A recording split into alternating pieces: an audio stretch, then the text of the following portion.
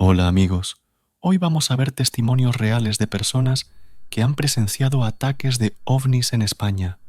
No te lo pierdas, vamos a ver. Mesa camilla metálica, Sí. 3 seres a mi lado, pequeñitos, los típicos de ojos ahuevados. Me fijé en sus ojos, que eran muy grandes, pero eran así como alargados hacia los laterales. De origen extraterrestre. Tui se encuentra en la frontera de España con Portugal. Allí nos espera Juan Ramón Guede, un hombre que está absolutamente convencido de que una noche de agosto de 1989, un ovni los secuestró a él y a su tío. Lleva años contando la misma historia, con los mismos puntos y las mismas comas. Ese día Juan Ramón Guede se encontraba con su tío en un lavadero de coches a las afueras de Tui. Y fue precisamente al regreso a esta ciudad, a eso de las 6 de la tarde, cuando ocurrió algo que le cambiaría la vida para siempre. Ahí está, vamos a hablar con él. Juan Ramón, ¿qué pasa, hombre? Hombre, ¿qué tal? ¿Cómo estás? Bien. Muchísimas gracias por atenderme. ¿Te parece que vayamos para el sitio? Venga, Vamos para allá. Bueno, Juan Ramón, pues ya estamos yendo camino del lugar donde ocurrió, bueno, pues una experiencia que ha marcado tu vida. ¿Qué estabais haciendo aquel día? Pues estábamos en una especie de lavadero, depósito de agua, pues lavando el coche, merendando, pasando una tarde de verano. ¿Tú tenías cuántos años? Yo tenía 11 años. 11 años, eras un niño. Sí, era un niño prácticamente. Y de repente, al regreso a casa, ¿qué es lo que ocurre? Después cuando salimos eran sobre las 6 de la tarde, íbamos hacia casa y bueno, pues a mano derecha, en una curva, pues apareció un orbe de luz gigante, una bola de luz que empezaba a subir hacia arriba, ¿no? Y emanaba luz desde el interior hacia afuera, hacia nosotros. Cuando dices que era gigante, ¿de qué tamaño aproximado podía...? Pues no sé, pero era como de... Yo calculo 3 pisos de altura, por ahí, en circunferencia, o sea, en... 3 pisos de altura. O sea, estamos hablando de Era 12, bastante. 15 metros Sí, fácil. sí. Y era enorme, enorme.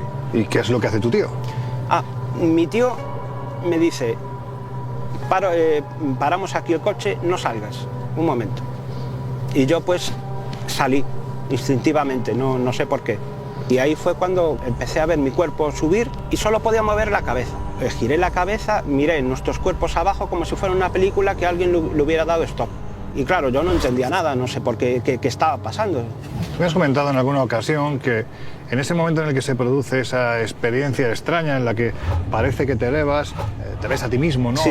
Abajo, la naturaleza estaba como muerta. Quien venga por estos bosques sabe perfectamente que se oye todo tipo de sonidos. Sí. Y sin embargo, no se oía nada. Está en una zona pues, donde se escuchan muchos pájaros, agua, mucha agua porque hay como regueros pequeños. Sí. Y en ese momento es como si no hubiera sonido, es como si estuviera al vacío todo, ¿no? Algo extraño, ¿no? Y eso ocurrió en esta misma carretera que estamos recorriendo y en el lugar al que estamos a puntito de llegar, ¿no? Sí, así es. Pues si te parece, ahí ya me cuentas, porque todavía esta experiencia tiene una cantidad de ramificaciones tremenda, ¿no? Sí, A ver, a ti te ha cambiado la vida, lógicamente. A mí me cambió la vida completamente. Para bien, pero también para mal. ¿Qué fue lo que ocurrió aquí? Pues aquí, de esa parte de los árboles, empezó a subir como el orbe de luz, la bola de luz. Y ahora no se ve muy bien, pero hay una distancia bastante considerable de altura. Y yo no sé si estaba debajo, esperando, o si apareció de golpe, ¿no? Tú, aquella experiencia la viviste, por decirlo de alguna forma, muy rápido, ¿no? Porque en ese instante es como si subieras y, En ese instante- y duró muy poco tiempo, ¿no? Sí, en ese instante pasó todo rápido. Para mí fue como si fuera un minuto, menos de un minuto, de lo que recuerdo en ese momento. Y años después se decide, entiendo que tú eres el primero que estás interesado en saber si ha Claro. ocurrido algo, porque además me comentabas que incluso viste que tu reloj había una serie de horas que se habían perdido, Claro. ¿no? Había una pérdida de espacio de tiempo. Cuando todo paró, yo llevaba una especie de reloj de estos que se llevaban en la época, Casio, de estos normalitos. Digitales, ¿no? Digitales, y a mí pues me faltaba tiempo. porque cuando pasó eso eran sobre las 6 y después, no recuerdo exactamente, pero eran como casi las 11. Y así van pasando los años hasta que llega un día en el que un médico, el doctor Miguel Ángel Pertierra, te hace una sesión de hipnosis y todo lo que estaba borrado de esas horas, ¿no?, que pasan, empiezan a volver a tu mente, ¿no? Sí, así es. Hasta ese momento yo recordaba pues poca cosa. Y cuando pasó lo de la regresión, pues ya empecé a ver cosas que yo no tenía ni idea de que había pasado. Los motivos que le pueden llevar a un testigo a hacerse una regresión es saber qué es lo que le ha ocurrido. En este caso, la pérdida de tiempo y también el problema psicológico que tuvo después. Bueno, yo estoy convencido que Juan Ramón Guede cuenta la verdad, porque yo he tenido la oportunidad de entrevistarlo en varias ocasiones e incluso de estar con él en el lugar de los hechos, donde él sufrió ese episodio de abducción. Y me consta que él quedó muy afectado por esa experiencia. Y es que Juan Ramón Guede, a raíz de recordar su experiencia, empezó a atar cabos a tantos porqués que había en su vida, a tantas situaciones que no le habían permitido llevar una existencia normal, porque lo que recordó nuestro testigo era lo suficientemente impactante como para explicar por qué, llegado el caso, sufrió una fobia extrema que lo mantuvo encerrado en casa durante años. Me vi dentro, había mucha más gente. Entiendo, dentro de la nave. Sí. Bueno, de la nave, de lo que fuera aquello. Me vi dentro de la estancia, nave, lo que fuera, y había mucha gente. Es un tema un poco peliagudo, para mucha gente un poco tabú, pero fue la Virgen María, María Magdalena, un ser alto, pelo largo, con espada y mirándome fijamente. Serio, yo digo, bueno, no le di así mucha importancia, ¿no? Y después había una voz como detrás mía, pero que estaba en todas partes. Me decía, tranquilo, Juan, no pasa nada. Después, a mano izquierda también, vi como muchos niños de diferentes razas y estaban como sentados mirando unos paneles donde aparecían imágenes, donde aparecían eventos, que no sé muy bien qué era porque no me fijé muy bien. Y después de frente, al lado del ser alto, había como un ventana grande que se veía la tierra. También recuerdo que el manto que llevaba la Virgen María era como tridimensional, llevaba como estrellas, era azul y llevaba una especie de luna, pero no sabía explicar. Era como un manto vivo. Y después la Virgen María me da la mano, yo me relajo, lo sé porque Miguel Ángel Pertierra me puso un aparato en el dedo para medir las pulsaciones y yo, antes de que me diera la mano a la Virgen María, yo tenía 130 pulsaciones por minuto y cuando me da la mano me baja 50 de golpe. Y entonces, pues claro, Miguel Ángel Pertierra dice, esto no es posible, no puede ser, no es normal. Juan Ramón Guede estuvo monitorizado con un pulsiosímetro, medíamos saturación de la sangre, de oxígeno y las pulsaciones cardíacas. En un momento le suben 25 puntos cuando ve a unos seres cabezones y cuando resulta que ve a estos seres altos, en este caso rubios, que le relajan, baja las pulsaciones. Significa que su amígdala cerebral está siendo estimulada por sus recuerdos, por lo cual se produce relajación y bienestar. Y todos estos recuerdos te vienen a raíz de la regresión. Anteriormente tú no tienes ningún tipo de recuerdo. Anteriormente recuerdo que lo único que recuerdo en una especie de minuto, mesa camilla metálica, 3 seres a mi lado, pequeñitos, los típicos de ojos ahuevados, bajitos, otros 3 a mi lado y un ser alto de frente, alto, pelo largo, con una banda hacia aquí y un emblema, un escudo aquí, que me miraba y me sonreía. Hasta eso, hasta la regresión era lo único que recordaba.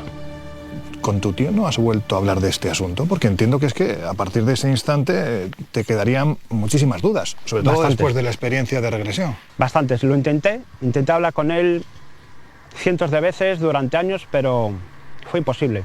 Rechazaba hablar del tema, decía que no quería saber nada, Yo le notaba con miedo.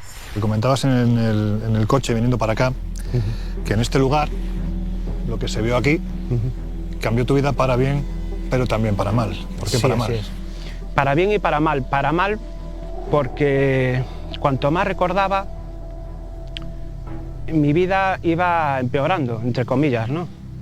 Cuando más recordé fue cuando me empezó la agorafobia, una agorafobia criminal que me tuvo en casa años y años, no podía salir. Me iban a contratar en la radio municipal de aquí de Tui, tenía novia, tenía amigos, lo perdí todo.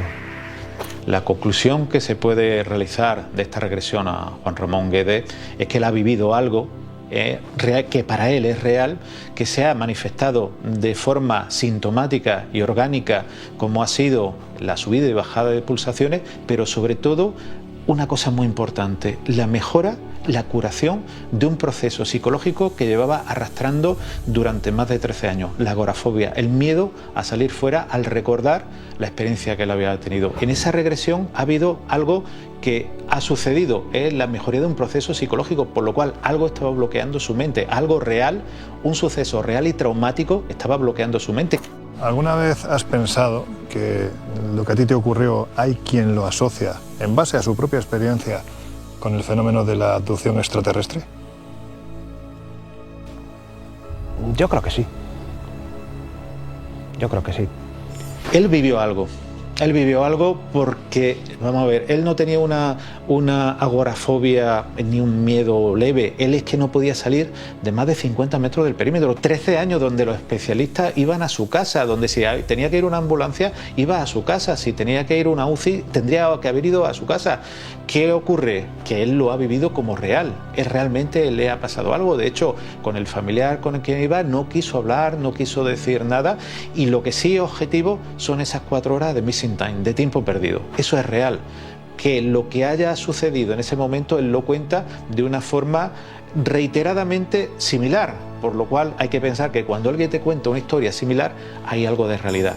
Yo no tengo ninguna duda de que cuentas la verdad. No tengo ninguna duda. Sé que es tu verdad, que fue tu experiencia, tu vivencia, y por eso te quiero dar las gracias, porque entiendo que hay que ser muy valiente para contar lo que has contado. Hay que ser muy valiente porque te expones a la opinión del público, a las malas palabras, a que te señalen con el dedo, pero a mí eso ya me da igual. Después de lo que pasé con la fobia, después de perderlo todo, ya me da igual lo que piense la gente. Lo único que quiero es que si mi caso puede ayudar a otros, pues entonces todo lo malo que me pueda decir la gente, me da igual, me compensa. Pues con esa idea y con esa reflexión nos quedamos. ¿Te parece que nos vayamos, que ya empieza a hacer frío? Venga, vamos. Venga, vamos. Repito, se podrá pensar que es un demente, un loco o un mentiroso. Pero algo me dice que este hombre no miente. Simplemente ha interpretado según sus creencias una experiencia que le ha marcado para siempre. Aunque quién sabe, quizás sean sus inductores los que hayan querido que lo cuente así. En fin, que para que pueda interpretar, lógicamente, tiene que existir una experiencia previa. Y hasta ahora lo que ocurrió aquella noche de agosto de 1989 es algo que permanece oculto en lo más profundo de la mente de Juan Ramón. En esta intensa búsqueda que estamos realizando, en la que llevamos varias decenas de miles de kilómetros recorridos por nuestro país, hay temas que me despiertan dudas tremendas. Y este de los abducidos es uno de ellos. Reconozco que es difícil asimilar las experiencias que personas aparentemente normales tuvieron un día que ya no olvidarán. Pero del mismo modo reconozco que cuando hablas con ellos, cara a cara, con tanta dignidad, y te cuentan lo que les ocurrió, lo que hizo que desde entonces los tomaran por locos y fueran señalados, algo me dice que no mienten. Y en todo este complicado puzzle, si hay un caso que me despierta curiosidad y ternura, ese es el de nuestra próxima protagonista. Bueno, yo estoy convencido de la veracidad del testimonio de Próspera Muñoz, a quien tuve la oportunidad de entrevistar en alguna ocasión, pero me creo a Próspera fundamentalmente porque ella no fue la única observadora de esos fenómenos que vivió, sino que hubo 2 testigos más, su tío Juan y su hermana Anita. Próspera Muñoz fue la protagonista de una historia de cine, una historia que para ella fue absolutamente real. Es de los pocos casos que logran el consenso casi total de los investigadores. Por eso llevo años queriendo hablar con ella. Y al fin, aquí está. Oye, si te parece, vamos a remontarnos al año 1947. Vamos a hacer un viaje en nuestra particular máquina del tiempo. Tú por aquel entonces estabas en Jumilla, en casa de tu tío, con tu hermana. ¿Qué fue lo que ocurrió aquella noche? Pues sí, estábamos allí en una finca que era de mi padre, mi tío nos cuidaba. Y una mañana pues vimos, yo esperaba siempre que mi padre venía cada 2 o 3 días a traernos alimentos frescos. Estábamos en medio del campo, allí no había nada. Y aquel día yo esperaba que viniera mi padre y vigilaba el camino. Mi padre venía en bicicleta, pero lo que yo vi, y no era por el camino, era a través de las viñas y de los olivos, un aparato que al principio creí que era un coche. Y llamé a mi hermana: Anita, mira, el papá viene en un coche, que él solía ir con los amigos a veces. Y nos quedamos mirando, pero aquello no era un coche. Conforme se acercó, yo lo vi venir así como dando unos tumbos a ras de tierra, pero volando. Y nada, que allí aterrizó aquello justo al lado de nuestra ventana. Y al momento vimos salir de allí 2 personas con un mono blanco ajustado y con un casco transparente que se quitaron.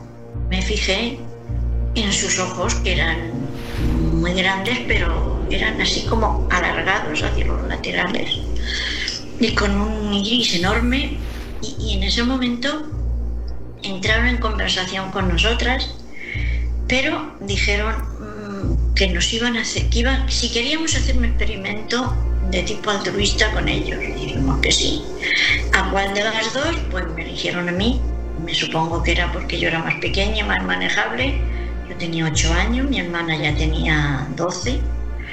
Y entonces pues mi hermana manifiesta que ella sintió como una fuerza, la apartaba de nosotros y la dejaba en un rincón de la casita. Y ella asistió a nuestra conversación, pero no participó. Empezaron ellos a decirme cantidad de cosas, hasta que llega un momento en que yo les miro y digo: anda, pero si sois vosotros. Les conozco, sé quién son, y entro como en un estado de conciencia superior, distinto, lo sabía todo. Sabía quiénes eran ellos, qué querían, qué había que hacer. Su tío Juan tuvo la oportunidad de observar en 2 ocasiones un objeto volador no identificado, y en una ocasión a los humanoides. Y Anita, la hermana de Próspera Muñoz, vivió con ella la mayoría de los acontecimientos, es decir, todos esos encuentros cercanos con los humanoides. Y de repente, 30 años después, te vienen una especie de flashazos en forma de recuerdos que te van aclarando pasajes de aquella experiencia que se te habían borrado totalmente de la mente, ¿no? Mi marido era un gran lector de ciencia ficción, pero ciencia ficción pura, Asimov y toda esta gente. Y un día trajo a casa unos libros, dice: oye, cuando puedas léete estos libros, ya verás qué interesante. Cogí un libro al azar de los últimos que había comprado él, y era de don Antonio Rivera, que no conocía ni había oído hablar de él. El gran enigma de los platillos volantes. Y cuando estaba leyendo aquello, yo ya no recuerdo qué pasaje exacto, que de momento dije: esto que están describiendo aquí yo lo he visto, porque me vino un flash mental, como si lo viera, un flash. Hasta que un día, otra vez don Antonio Rivera, lo vi en televisión, y claro, como ya había leído el libro, pues ya me picó la curiosidad y lo escuché. Y entonces habló de las abducciones, que yo no había oído esa palabra en mi vida, ni sabía lo que era. Pues ya empecé a recordar un poquito. Hablé con mi hermana, que yo vivía en Gerona y ella vivía en Murcia. Vinimos de vacaciones, hablamos. Anita, ¿tú te acuerdas de un día que vimos una luz muy extraña, muy grande? Y dice: sí, claro que me acuerdo. Pero ¿qué era aquello? ¿Por qué no hemos hablado antes de esto? Yo porque no me acordaba, yo tampoco. Y el testimonio de Anita para mí tiene un valor fundamental, porque ella estuvo callada durante muchas décadas, porque a su marido no le gustaba que hablara sobre esta cuestión. Por lo tanto, una vez que falleció el marido, ella se sintió libre para hablar y habló con algunos investigadores, entre otros conmigo, y Anita me relató su experiencia junto a Próspera Muñoz. Y el testimonio de Anita corrobora el testimonio de Próspera Muñoz. Ella fue recordando por su parte y yo por la mía. Y cuando me llamó al cabo de unos días dije, bueno, esto es real, no me lo he inventado yo, ni lo he soñado, ni es una fantasía, esto es real. Si mi hermana se acuerda con los mismos detalles que yo, porque claro, es lo que tú me dices, que pensaba o que sentía, confusión, una confusión enorme y una zozobra. Ya llegué a un momento que dije que no dudo más, por Dios, si yo lo toqué y aquello era físico y real, pues que ya no me convence nadie de que no fuera físico y real. El siguiente paso ya es que vinieron, no sé si aquella noche no, debía de ser la siguiente o la otra después. Me cogieron de la mano y caminamos unos metros hasta una ladera de una montaña que había enfrente, donde había otro aparato igual que el que había venido por la mañana, pero mucho más grande. Yo siempre digo que era como un chalet de dos pisos. El caso es que allí entramos. En esta escena también había unos hombres, unos seres. ¿Cómo actuaron? Una vez que estaba allí me hicieron el examen físico exhaustivo. Lo que más me llamó la atención es que, claro, ellos tenían solo 4 dedos, les faltaba el pulgar. Y cuando me están haciendo el examen físico, yo veo cómo maneja las tijeras y tal, y me fijo que tiene 4 dedos solamente. Tú por aquel entonces trabajabas en una importante compañía de telecomunicaciones. Yo entiendo que contar este tipo de experiencias prácticamente no te beneficiaba, casi era un riesgo, ¿no? Mira, yo cuando recordé, mi marido y yo dijimos que no íbamos a decir nada, se lo conté a él, claro. Mira, no, esto no se lo decimos a nadie, esto nadie nos lo va a creer y se van a reír. Pero llegó un momento que yo no me concentraba en mi trabajo ni en nada, estaba obsesionada con aquello ya. Había cierto miedo, nosotros trabajábamos en Telefónica. Yo decía, sí, hombre, esto salió en El País, en la contraportada. Yo decía, ¿algún jefe o algo no va a llamar la atención? Teníamos cierto miedo, pero yo cuando hablé y me quedé tan tranquila dije, bueno, salga yo por donde quiera. En este tiempo, Próspera, en estas décadas que han pasado, yo me imagino que en más de una ocasión te habrás preguntado por qué precisamente tú, por qué te eligieron a ti. Claro, pues ahí está. Esa es una de las cosas que más te inquietan. Pues sí, me lo dijeron. O sea, ellos dijeron que mi hermana y yo, ya te lo he dicho, habíamos venido a este mundo, a este plano físico, y veníamos a hacer cada uno un trabajo el que ha elegido previamente. Y que allí, en el sitio donde ellos están, ellos ya saber, pues ya tomamos cuerpo físico y venimos al plano físico a hacer un trabajo específico, cada uno el suyo, el que ha elegido.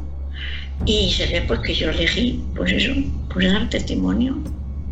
Yo creo que está ya logrado el objetivo, por eso me quito de en medio, porque ya no tengo nada nuevo que decir. Aunque sé la respuesta, te voy a hacer una pregunta que creo que es fundamental. ¿Quiénes crees que eran ellos y de dónde procedían? Ellos me dijeron que venían de Venus, pero no del Venus que nosotras conocíamos.